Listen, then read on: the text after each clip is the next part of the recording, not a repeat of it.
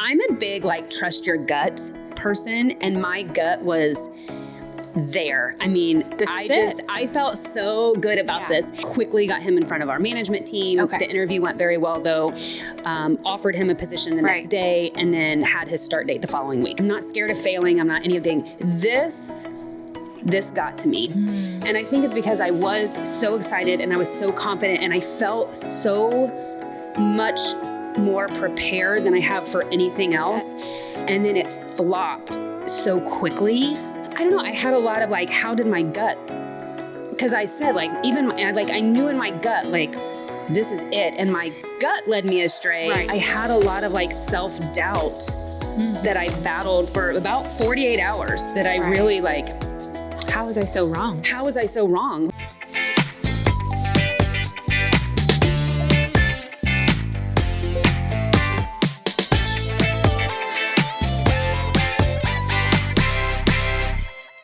Welcome to the Lasting Business Solutions Podcast, Indy's launchpad to sustain business success, growth, and leadership. My name's Renee Lucas, and I am your host. Joining me back for part 2 of our series about placing a new position in your company is Heather Sherrill, my photographer, my videographer, and podcast producer. She's amazing here in Indianapolis, guys, and I'm so glad to have you back with me today. Thank you for being here. You're so welcome. Pulling me out from behind the camera. I know. I don't ever want you to feel like a fill-in, right? You're just a real guest. So no, it's such an honor to be here with you today. Well, thank you for joining me back. Well, as I mentioned, this is part 2. So last time we were talking about this new position that we felt like our company needed and all the work that we did to prepare for this, interview for this, and then eventually hire for this position. Right. Yes. And then I'm sitting here today because maybe it didn't turn out as you had planned. It did not. It did not turn out as planned. It did not. Yeah. So we made a great hire, somebody that we felt very confident about. I'm a big trust your gut person, and my gut was there. I mean, I felt so good about this. I will say looking back, one of the red flags that I should have picked up on is there was a little bit of a push to my timeline that I had in place for this. I had mentioned I was giving myself 6 weeks to interview and go through the process, do all the interviews I wanted to. And the person that we ended up hiring pushed a little bit on that timeline. And so I quickly got him in front of our management team. The interview went very well, though. Offered him a position the next day and then had his start date the following week, right? So the timeline that I initially had said, I guess the tip that I would give is do not go outside of your timeline. Especially for a position that's this key to the company, is stick to the timeline that you have, because that's the plan that you have in place. That's the organization that you have. And when you take that out, things can get jumbled up really fast. Right. Last time, you really spoke a lot about the research, the time, the effort that you put into this process. Yeah. And even thinking about, should it be a general manager? Should it be an operations manager? And so we got to the end of all of that prep work, and you got so excited and you're meeting with all these people and your time is being pushed a little bit. Yeah. Time is being pushed a little bit. I still felt confident though, because with this position, the person that we hired had a lot of experience managing and in operations, but not in the HVAC industry, right? Kind of a related field that I felt like, but not specifically our industry, which is okay. I mentioned before, that's not what I was looking for necessarily. I was looking for the management, the policies, or not really policies, procedures, documented procedures, and financial experience, right? Yes. And we thought we had found that in this person. So the first couple of weeks was designed for him to be just shadowing, right? Shadowing, observing, doing ride-alongs, being with managers all day, just seeing how do we operate? What are our different departments that we have? What are the different positions in the company? What do they do? Kind of that high level, just observing and seeing what we're doing right now, because how can you ever come in and collaborate and make some, even recommendations or anything if you don't watch and you don't see what's going on, right? Yeah.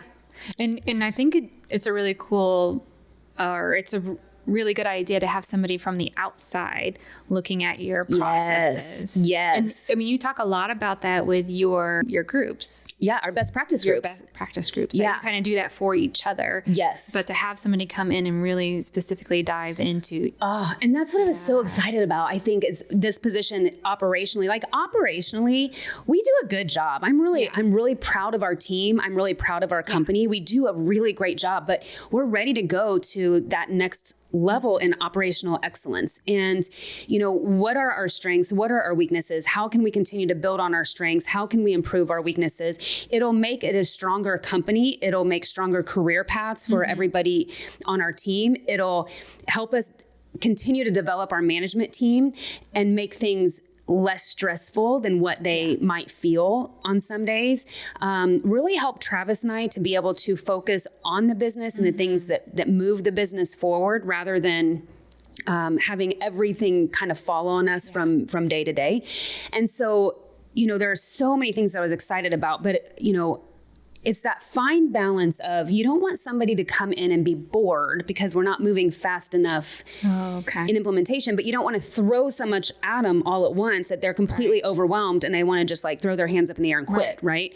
So, we had discussed with this person, like the first couple of weeks are going to be nothing but observing, doing ride-alongs, sitting in on every meeting that goes on, regardless of the department it is, all of the things, right? Well, when we started, because that timeline was rushed, Travis and I went to a conference that we had been registered for a long time, right? We were gone for 4 business days. Where you won. Oh, yeah. Little side note. We were recognized as the Air Conditioning Contractors of America for the podcast. We won a Marketing Masters Digital Marketing Award specifically for this podcast. So it was so exciting and such a surprise. This is an award-winning podcast now. It is. So that was the conference that we went to. And so we were, we left and we were feeling so good. Like we have this person in place. I had a schedule laid out for every day that I was gone, like who he would be observing, the things that he would be doing, objectives to get out of all of those things. So we had all that in place. We got this award. We were so excited. We were getting back on the plane to come back home. So like I said, we were gone from a Friday to a Wednesday. So Wednesday, we're getting back on the plane to get home. And that day I had sent him a message because we were meeting on Thursday. And I had said, hey, can you send me an email just summarizing your observations from the past week? I wanted to read through it and be prepared for discussion on Thursday among the other things that we were meeting for. And I got a response back, said, sure thing, ! So I'm like, okay, great. And then 3 hours later, I got his emailed resignation effective immediately. Whoa. Yeah. I did not know that that's... And it was... it's as we were boarding the plane. So like I had like 10 minutes before then I had to go into airplane mode, right? So I'm sending a message at 9:00 at night to our managers and saying like, did something happen while we were gone? What? I was just so shocked. And Travis was too, like in complete disbelief. What was that plane ride like? It was horrible. Just imagine you two just like... We were just like, I was trying to get connected to Southwest free Wi-Fi. And of course, like it wasn't working on my laptop. And so I could get it on my phone, but only for movies. And so I couldn't even, because I was trying to get connected to like... figure it out. What happened? Like, I don't understand how we went from like the enthusiasm, and the enthusiasm wasn't just on my end. It felt like it was on his as well. So what happened in that week's time, right? His letter of resignation was extremely professional and very nice, but did not give me any information at all. It just said after observing our operations for a week, he had determined that he didn't have the experience for the position to be successful. And he didn't think he could bring the enthusiasm and the oversight required to be successful in the position. I mean, I've got it memorized. I've read it so many times because I'm trying to figure out like, what happened? And I mentioned, I was really prepared in our interview and we talked, one of the questions that we specifically asked was about leadership. And, if Travis and I were out of town or away from the business, would he be able to bring leadership and keep up company morale and things like that while we were gone? We talked about all of this stuff. Right. And so I'm like, how did we go from I'm experienced and qualified to I'm not. And and that's why I kept thinking something had to have happened, right? Yeah. When you contacted your team, what did they say? Did something happen? No, there was no specific instances, but I did get back like little comments that had been made or like observations that they had. So there was a couple of different comments made about the fact that Travis and I were gone during his first week. There was comments made that again, not your plan. Not my plan, but but it was also disclosed. It's not like it was a surprise and it was just suddenly like we weren't there. Like it's like, hey, you're starting this date, but we had this whole plan of like, you're going to be observing anyway. It's not like I'm going to be holding your hand for this next week. Right. And so I guess I just didn't see that being a big deal at all, but it was, obviously it was a big deal. Okay. The other thing that he brought up was that to my team, or just little side comments, I think, was that, I didn't complete all of his like new employee paperwork on the first day.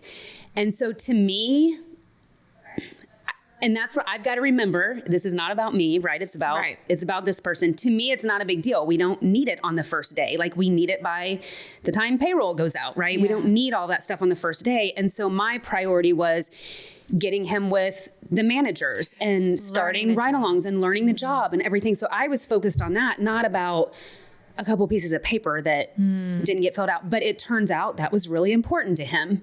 I should have recognized, on the disc profile, his disc profile was exactly what I wanted it to be. And his, his level of detail is high.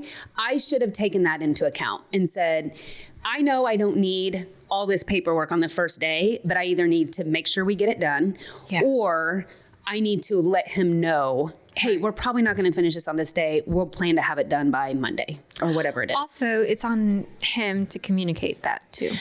And you know what, Heather, you're exactly right. And I've thought about that it's a two-way street. If it's important to me as the employee, like I need to communicate that to you. Absolutely. Because if he would have said like, hey, why haven't we done this yet? Yeah.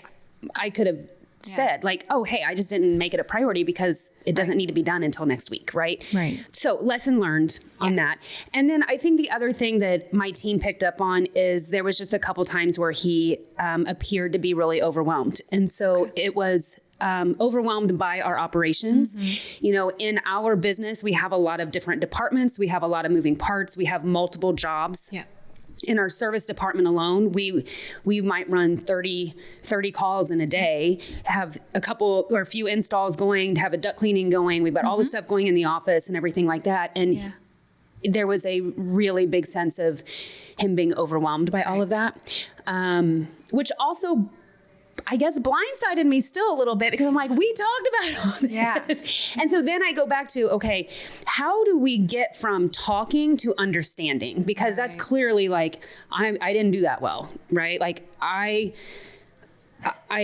took words without having some sort of plan or something to see like, can we really implement this? Do you really have the experience for this level? So I had I was talking the next day, I was on one of my best practice group calls. And one of the contractors was like, I can't wait to hear from Renee. She's got this new position in place and And I was like, oh my gosh. And so I told him, I was like, well, it's been a week, right? And here's what happened. And one of the contractors, this is so valuable and it stuck with me. He said, it sounds like his experience had a lot of depth to it, but not a lot of width. And so like what he knew, he probably knows really, really well. And does really well with that, but his experience is deep, but he doesn't have the experience to like spread it or to learn things new, like new things. And that's just really stuck with me. And I was like, that probably for sure. Yeah. That probably is the answer to it. You mentioned in the last podcast that you hiring someone from corporate to small business, that you would look at people having experience in small business. Yeah. Is that because of this? Did he? Yeah. Okay.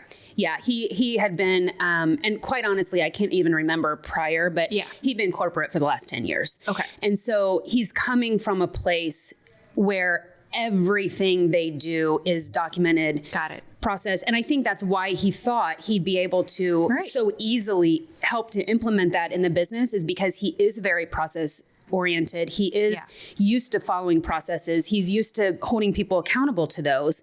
And so if he's able to do that so well, but I think the difference is it was already in place there. Right. Whereas here we're putting it in place. Like that's the point of this position, right? Is to build that. You would need to build.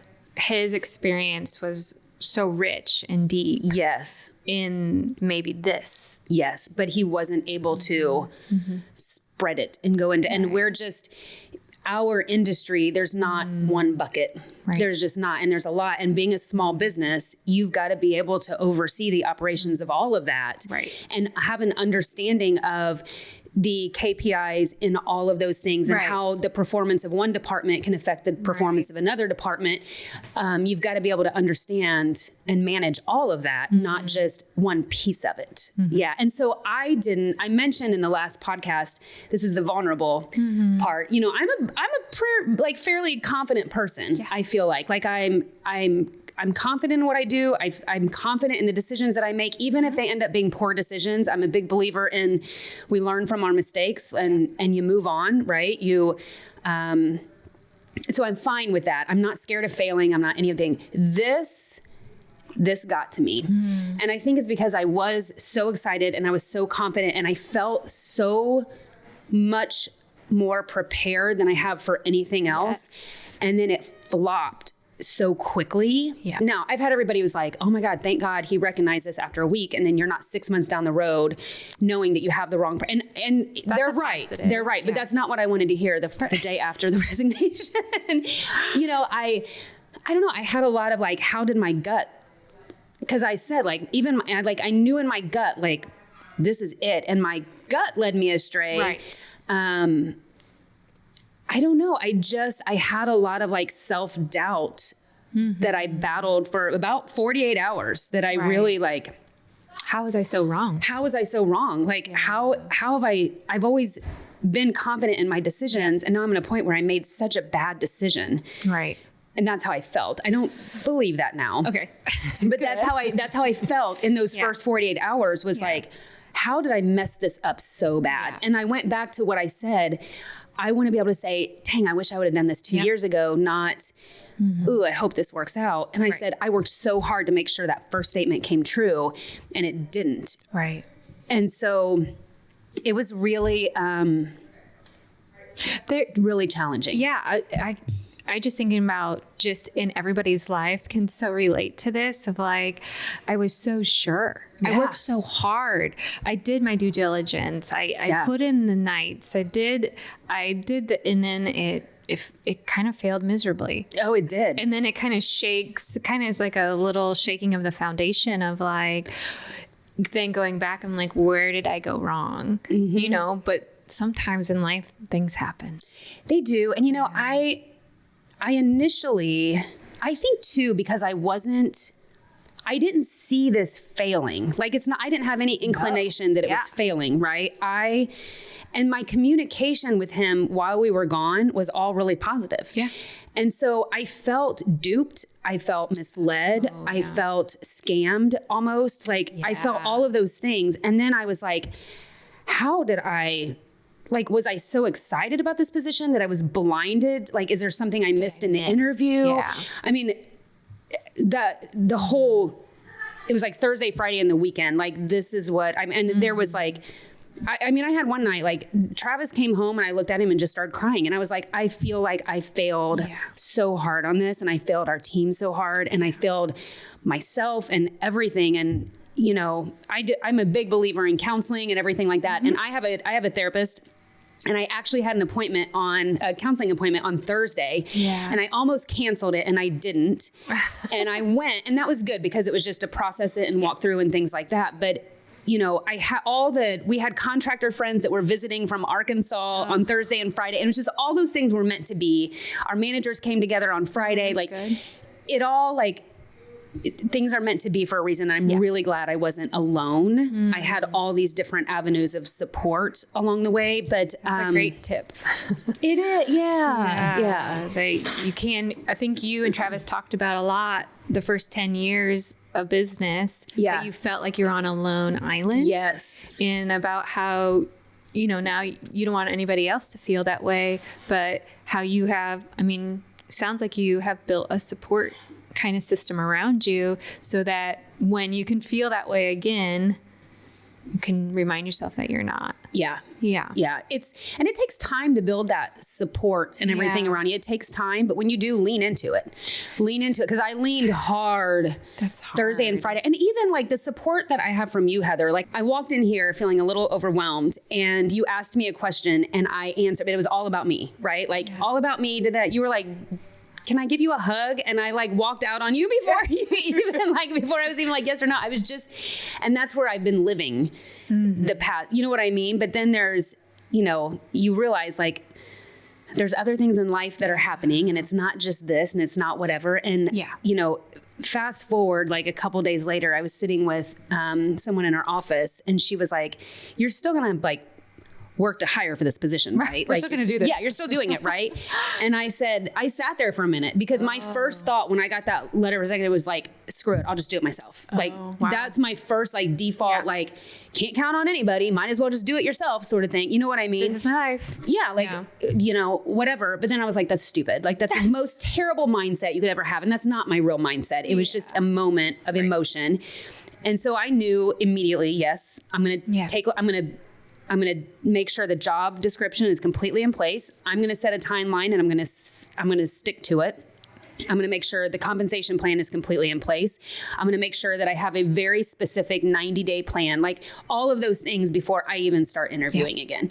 And so, but it was encouraging to have somebody on my team that said like, well, we're still going to do this, right? Like you're not going to just let this go. Yeah. And that gave me hope that there's still trust in me that we can do this and we can fill that position because I was doubting it so much for a few days. Yeah. Right.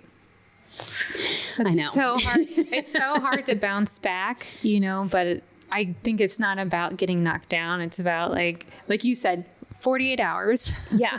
Yes. You needed some downtime and then like your system that you have built did what it was supposed to do. Yeah. And now you're back. And now you're talking about it on the podcast. I know. It's funny because the day after I got the resignation, like I went into work. I mean, I had no makeup on.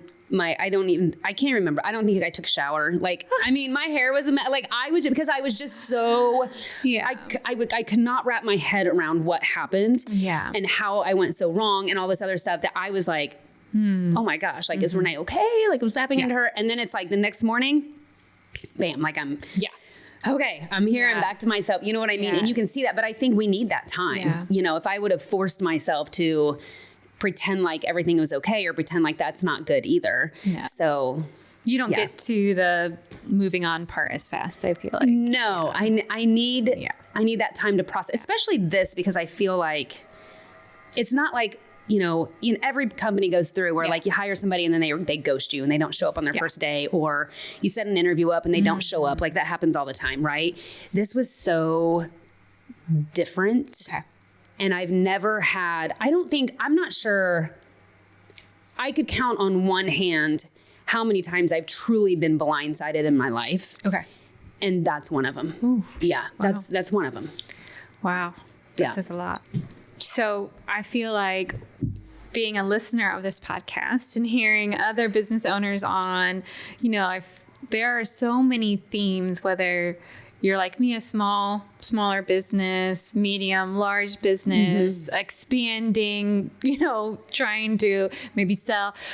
I feel like there are so many themes throughout. And I feel like this is a big one that a lot of people can relate to. HR problems, right? Yes. Hiring, firing, keeping, compensation, but also doing everything right and feeling so excited and then having it being crushed and then starting all over again.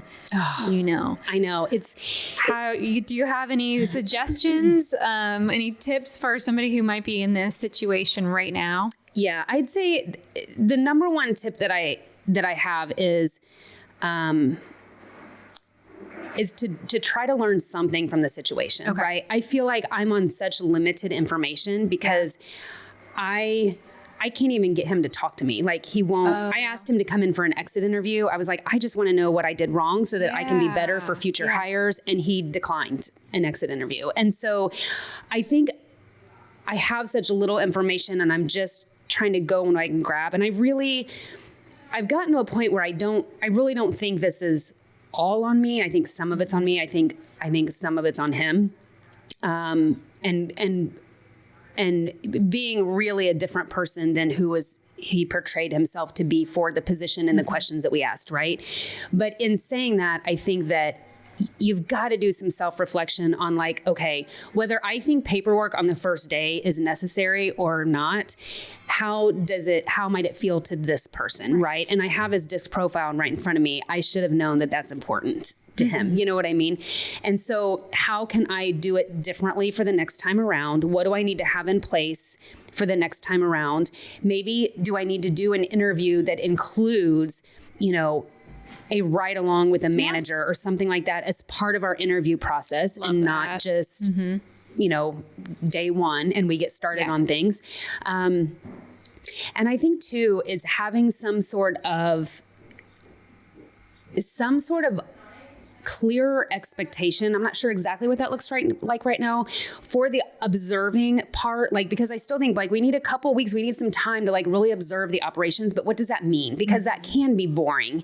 And my team mentioned there was a couple times he just kind of seemed checked out, or he'd get overwhelmed by what he saw and he'd just sit back and get on his phone or whatever. And and even that, I think what blew me away most is when I met him and interviewed with him and interviewed with the management team and the questions we asked about leadership and management and everything else, I never, ever would have picked him as somebody who would get overwhelmed and then lean back and get on his phone and not engage.